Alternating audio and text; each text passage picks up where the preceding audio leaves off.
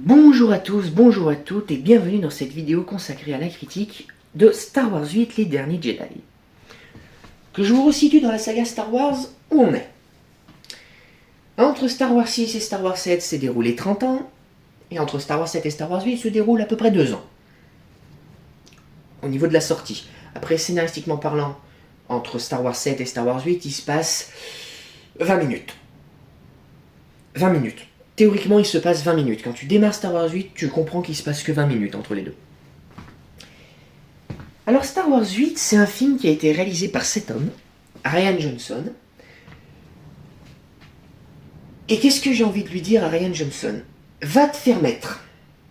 Qu'est-ce que j'ai envie de dire à Disney? Allez vous faire mettre aussi.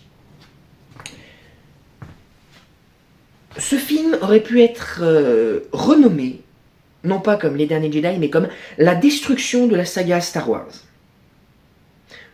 Ou alors comment faire fuck à tous les fans et à tous les gens qui ont compris comment fonctionnait cette saga.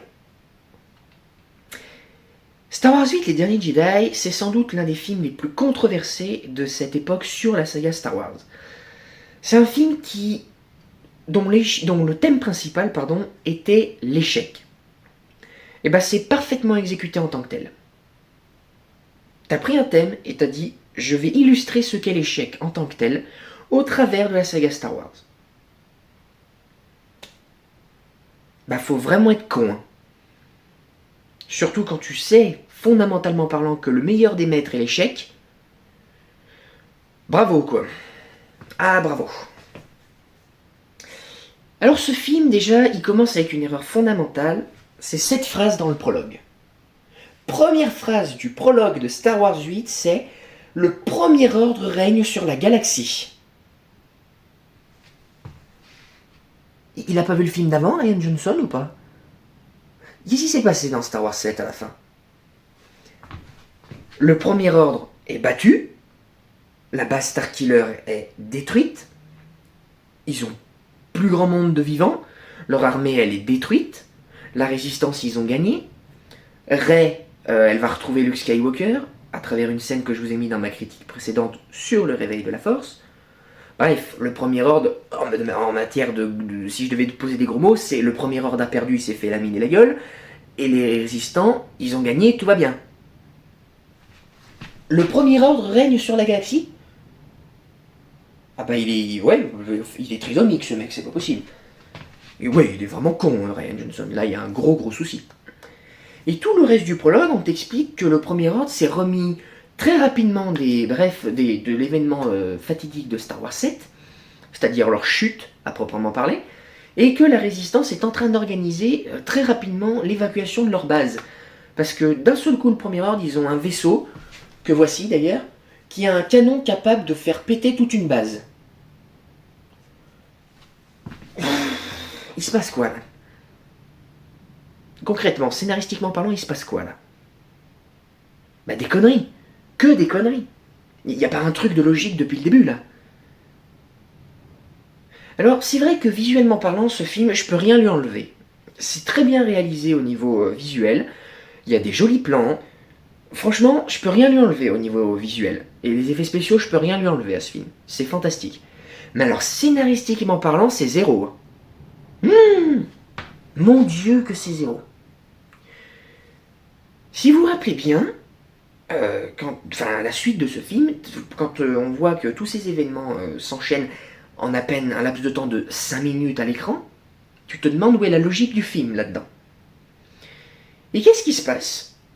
T'as une scène d'humour, orchestrée par Poe Dameron, face au général Hux. La scène d'humour en question, je vous la mets tout de suite. Fleet, I have an urgent communique for General Hux. Patch him through. This is General Hux of the First Order. The Republic is no more. Your fleet are rebel scum and war criminals. Tell your precious princess there will be no terms. There will be no surrender. Hi, I'm holding for General Hux. This is Hux. You and your friends are doomed. We will wipe your filth from the galaxy. Okay, I'll hold. Hello? Hello? Yep, I'm still here. Can he hear me? Hugs? He can. With an H? Skinny guy? Kind of pasty? I can hear you. Can you hear me? Look, I can't hold forever. If you reach him, tell him Leia has an urgent message for him. I believe he's tooling with you, sir. About his mother. Open fire! BB-8, Est-ce que quelqu'un peut m'expliquer qu'est-ce que cette scène vient foutre ici? 8 minutes, enfin je sais pas combien de temps à l'écran pour ça. Pour qu'à la fin, Podamon dise bon, dites-moi quand sa mère Hux, machin, pourra le rappeler, moi je vais attaquer. Ça fait genre 5 minutes que tu parles que c'est que les premiers rounds, ils auraient pas pu te tirer dessus. Est-ce que Rian Johnson est con ou c'est moi? Non, je pense qu'il est vraiment con en fait. Je pense qu'il a rien compris à ce que c'était le cinéma, rien compris à ce qu'était la saga Star Wars, et que du coup, le reflet de la personnalité de cet homme s'est transféré, s'est transposé dans ce film. Un échec total. Total. Et donc, tout le scénario va reposer sur cette bataille de merde qu'il va y avoir entre les deux pour faire exploser un vaisseau pour pas que la base soit complètement détruite, sachant que tout le monde va se barrer à la vitesse de la lumière à la fin. Ok. Et donc, toute la suite du film va être basée sur une course-poursuite entre le Premier Ordre qui a de l'essence. C'est important de noter, ils ont plein d'essence dans leur vaisseau. Et la Résistance qui a pas eu le temps de faire le plein et qui, elle, va désespérément tenter de se poser sur une planète pour se réfugier. Donc ça n'a aucune construction, c'est débile au possible. Ça n'a aucun sens. Deuxième information, avant que tout le monde se barre sur la planète à la vitesse de la lumière. Et qu'avant que cette longue course-poursuite de 2 heures démarre. Parce que pendant la première demi-heure, voilà qu'est-ce qui se passe. Hein. Et t'as Kylo Ren, pendant ce temps, qui va, dans un TIE Fighter que voici d'ailleurs, accompagné de 2 acolytes, va vouloir aller tirer sur sa mère. Et comme par magie, il va pas réussir à tirer sur sa mère parce qu'il a de l'affection, contrairement à ce qu'il avait pour son père. Et du coup, c'est ses acolytes derrière qui tirent dessus, et Leia, elle part dans l'espace. Donc tu te dis, mais quelle mort de merde vous infligez à Leia?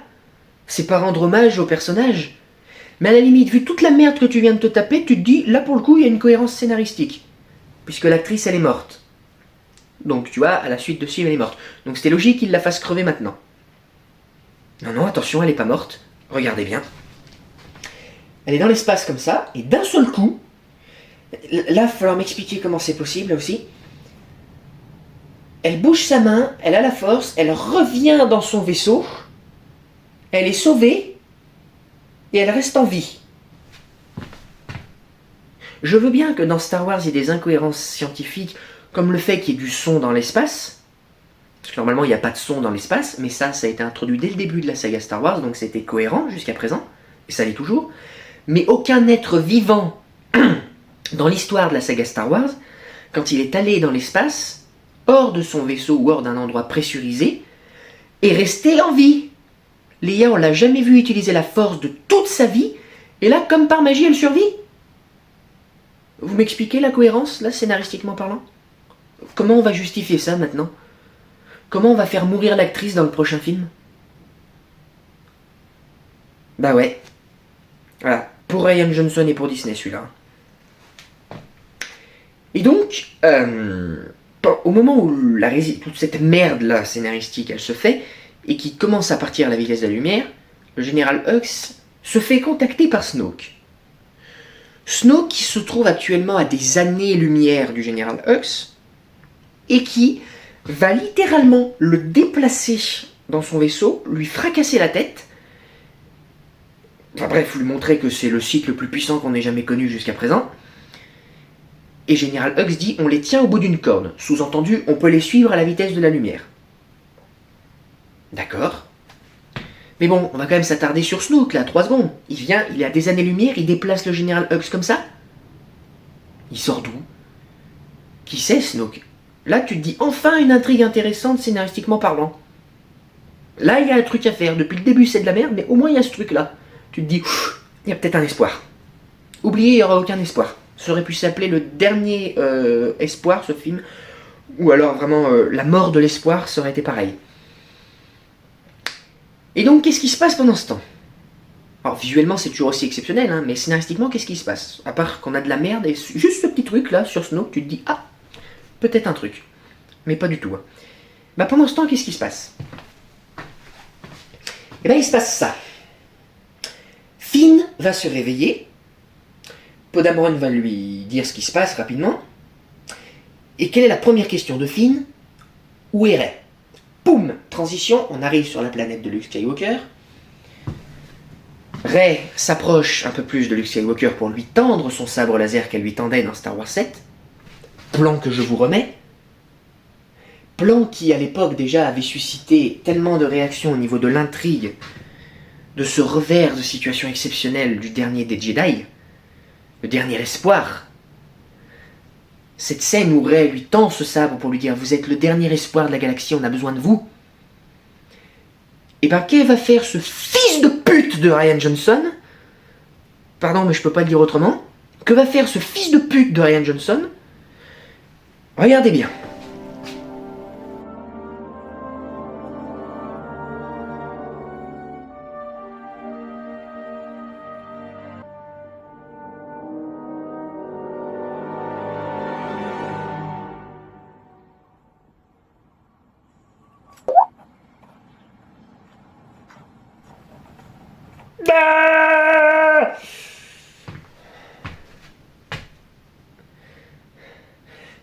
C'est quoi ça? C'est quoi ce qu'on vient de voir? Ça s'appelle du foutage de gueule et du allez vous faire enculer tout le monde. Je m'excuse pour ma vulgarité, mais j'y arrive pas. Quand je parle de ce film, je deviens fou. Pourquoi il ne peut pas, il peut pas faire ça, Luke Skywalker. Il peut pas regarder Rey avec ce regard, vous savez, de putain, vous me demandez d'être le dernier espoir de la galaxie, et quel est le premier truc que je vous fais? Je change de tête déjà, et je prends mon sabre, je le jette derrière moi, et je pars hors champ de caméra. Il ne peut pas dénigrer son arme, il ne peut pas rejeter le dernier espoir. C'est pas Luke Skywalker, ça. Depuis Star Wars 4, c'est le nouvel espoir, Luke Skywalker. C'est pas le salopard de Jedi qui en a rien à foutre de tout le monde, qui est sur une planète en exil, qui se nourrit de lait, et qui te dit « Je suis venu sur cette planète pour mourir ». C'est pas ça, Luke Skywalker.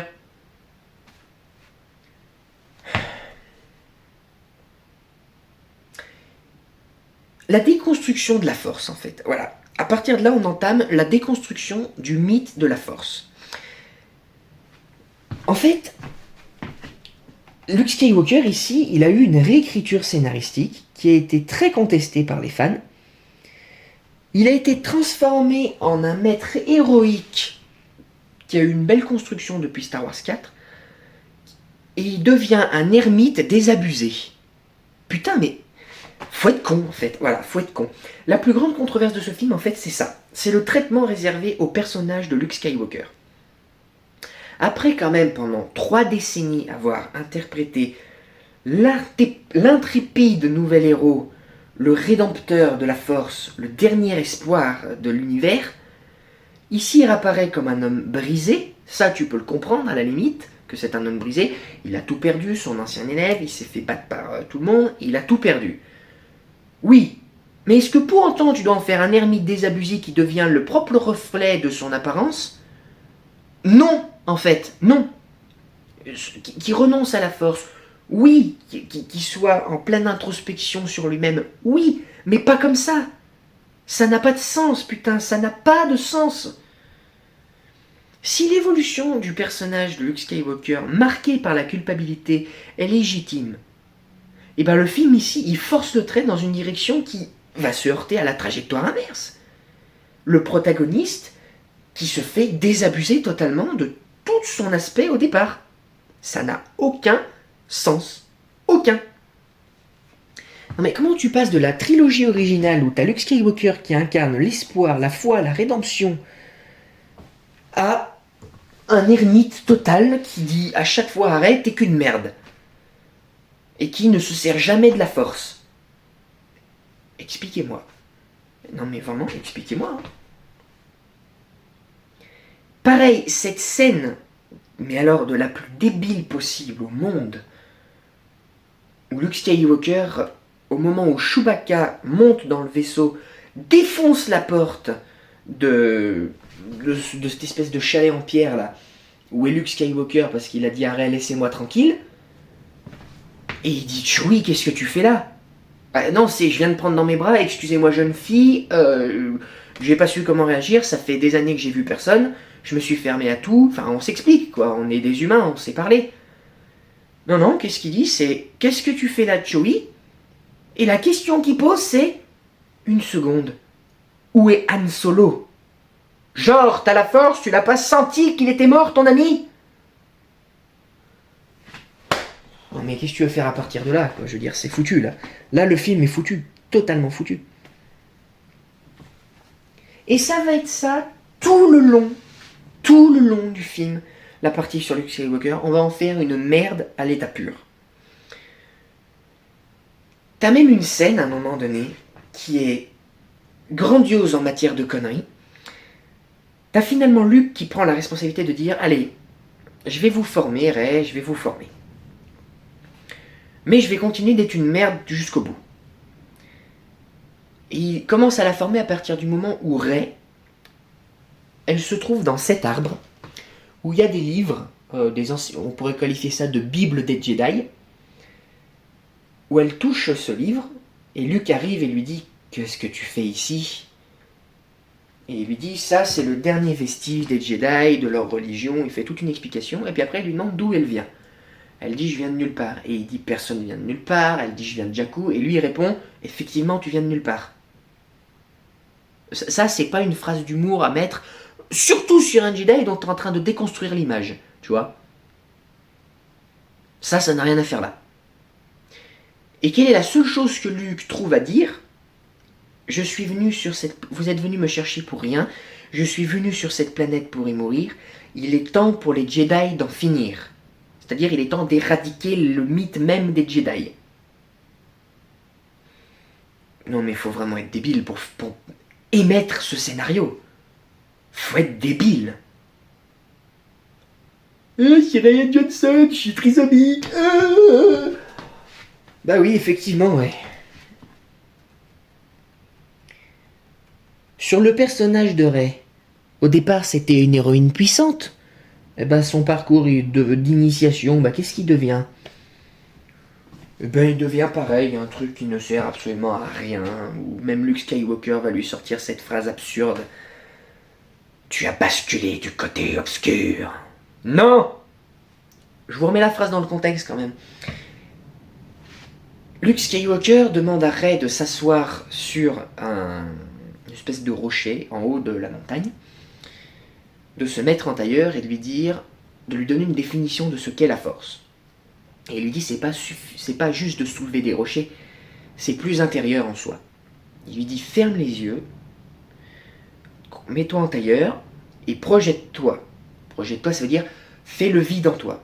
Chose qu'elle ne fait pas, elle tend sa main pour essayer de toucher la force en tant que telle. Luke Skywalker tend une espèce de branche pour se foutre de sa gueule et elle dit « Oh, je sens la force !»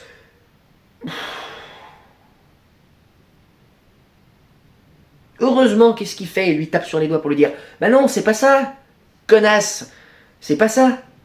Bah toi aussi, connard, parce qu'à un moment donné, à quel moment tu lui tends une branche pour lui faire comprendre que ce qui est débile, ce qu'elle fait, quoi. Ça, là aussi, ça n'a aucun sens. » Et Rey, elle dit « Ah, c'est plus intérieur, c'est ça? » Bah oui, en fait, arrêtez de faire ces scènes d'humour qui n'ont aucun sens. Putain. Donc qu'est-ce qu'elle fait? Elle souffle un bon coup, tu vois, un petit peu en mode sophrologie, tu vois. Se met en tailleur, elle ferme les yeux, et il lui demande « Qu'est-ce que tu vois quand tu te projettes réellement ?»« Je vois la vie, je vois la mort qui nourrit la nouvelle vie. » Ouh. Ça y est, un truc philosophique qui s'est construit. Attention, le revers de manche, préparez-vous.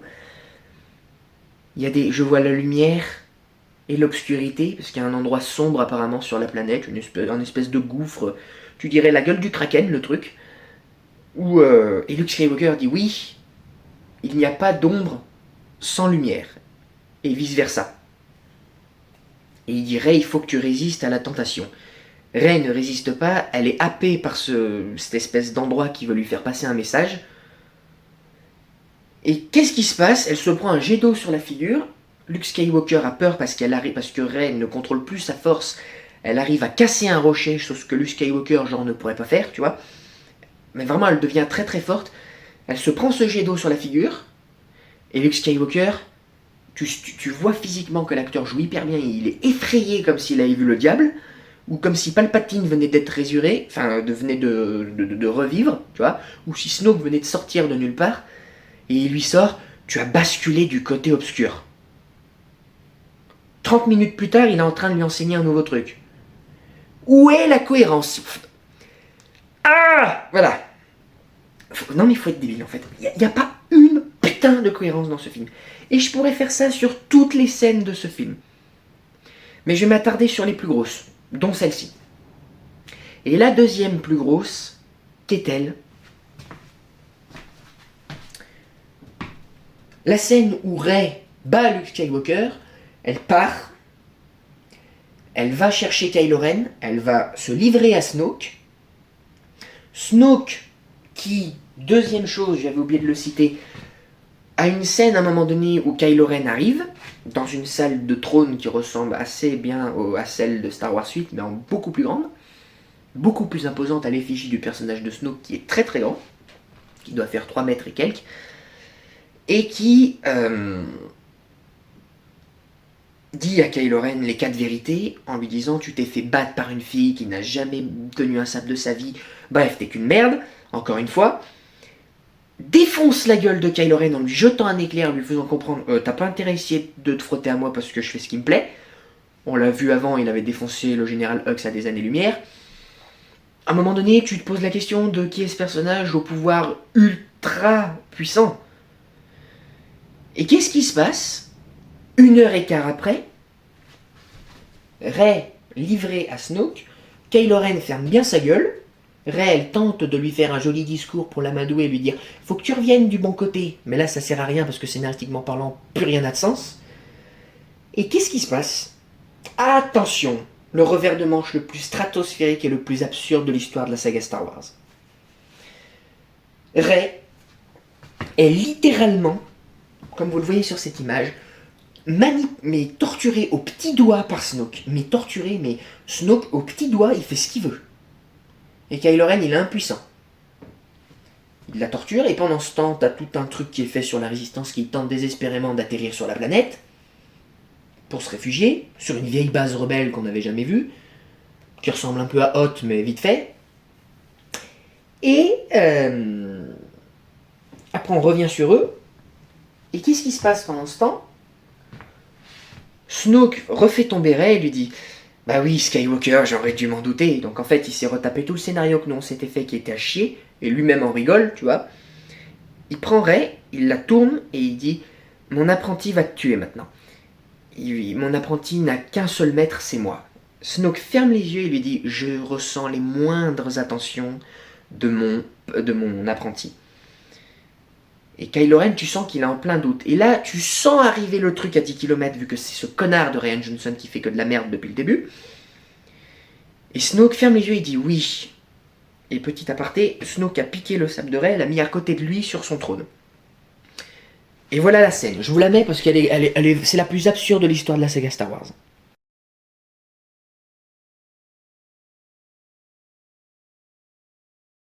That ridiculous thing off.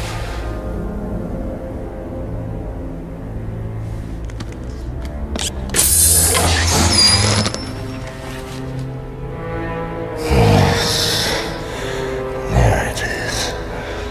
You have too much of your father's heart in you, young Solo. I killed Han Solo. When the moment came, I didn't hesitate. And look at you. The deed split your spirit to the bone. You were unbalanced, bested by a girl who had never held a lightsaber. You failed! Skywalker lives. The seed of the Jedi Order lives. As long as it does, hope lives in the galaxy. I thought you would be the one to snuff it out. Alas, you're no Vader. You're just a child. In a mask. And now he ignites it. And kills his true enemy.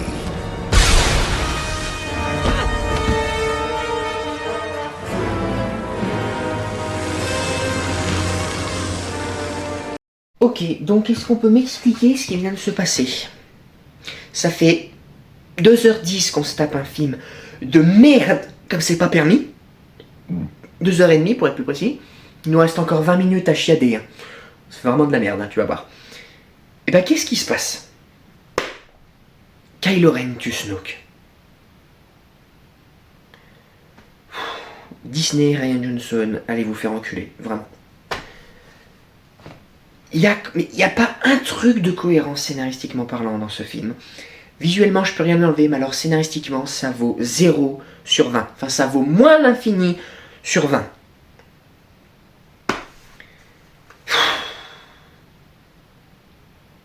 Rien de construit. Rien de rien de rien. Oh là là là là là là là là. Rien n'est construit dans ce film. Rien n'a de sens. Tout est à chier. Je vais vous proposer un truc, il y a un lien dans la description qui vous emmène sur un lien Canva où j'ai écrit, parce que je peux pas faire une vidéo non plus de 3 heures sur ce film, parce que sinon ça va être pour vous donner tous les exemples minute par minute de ce film, pour vous dire à quel point rien n'est construit scénaristiquement parlant, où j'ai une critique complète que j'ai faite sur Canva de la saga Star Wars, sur Star Wars 8, pardon. Vous la regardez, vous la lisez, vous vous en faites votre avis, mais pour ce qui en est de ma part, je vais pas m'éterniser 4 heures sur ce film, parce que sinon je vous dis ce serait minute par minute, plan par plan, mot pour mot, j'analyserai tout pour vous dire que rien n'est cohérent scénaristiquement parlant. Voilà. Je vais quand même m'attarder sur un dernier point qu'il faut que j'aborde.